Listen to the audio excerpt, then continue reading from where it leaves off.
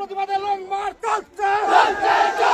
বাংলাদেশের অবৈধ বাতিমানের প্রতিবাদে লং মার্চ চলছে, বাংলাদেশের অবৈধ বাতিমানের প্রতিবাদে বিক্ষোভ চলছে,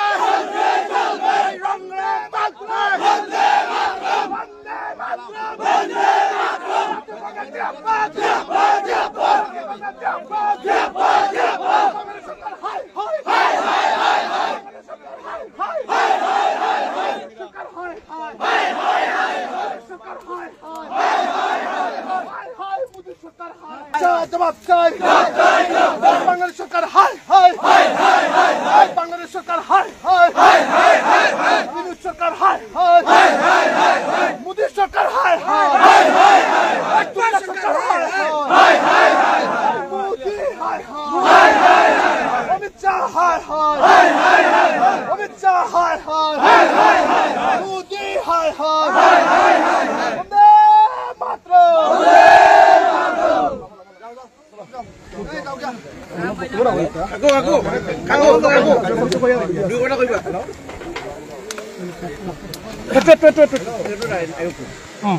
কৈলাসহর জেলা কংগ্রেস কমিটির পক্ষ থেকে বাংলাদেশের সীমান্ত এলাকায় অবৈধ বাঁধ নির্মাণের প্রতিবাদে এবং ভারতীয় প্রশাসনকে ঘুমে রেখে যেভাবে আলীনগর থেকে শুরু করে চাতলাপুর পর্যন্ত মধ্যে চট্টগ্রাম, নিশ্চিন্তপুর, কালীপুর, এরি এবং লালাচক হয়ে চাতলাপুর পর্যন্ত যে বাঁধ নির্মাণ করেছেন বাংলাদেশের সরকার, এই বাঁধ নির্মাণের ফলে কৈলাসহরের এলাকায় বা ত্রিপুরা এলাকায় বাংলাদেশ সরকার জলযুদ্ধ নেমেছে। এই বাঁধ নির্মাণের ফলে কৈলাসহরে ভয়াবহ বন্যা সংঘটিত হবে। এই বন্যায় যেভাবে 18 সনে কৈলাসহরে ভয়াবহ বন্যা রূপ ধারণ করেছিল, তার থেকে আরও বেশি বন্যা এখানে জলে প্লাবিত হবে। এখানে কৈলাসহর তথা কৈলাসহর মিউনিসিপ্যালিটি এলাকায় প্রায় আমরা লক্ষাধিক নাগরিক আমরা খুব আতঙ্কে আছি, যেহেতু প্রশাসনকে ঘুমে রেখেছেন এবং আমাদের সীমান্তরক্ষী বাহিনীর অদূরদর্শিতার কারণে এবং সীমান্ত রক্ষী বাহিনীর তাদের নিষ্কর্মার কারণে এখানে বাঁধ নির্মাণ করতে পেরেছে এবং সেটা প্রায় 0 পয়েন্ট। আপনারা জানেন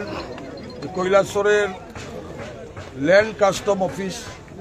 ভারত সরকার জায়গা অ্যাকোয়ার করেছিল, সেই জায়গায় ল্যান্ড কাস্টম অফিস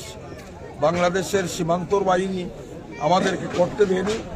কিন্তু আমাদের এখানে আমাদের বিএসএফ কিভাবে 0 পয়েন্টে বাঁধ নির্মাণ করার অনুমতি দিল, সেই ব্যাপারে আমরা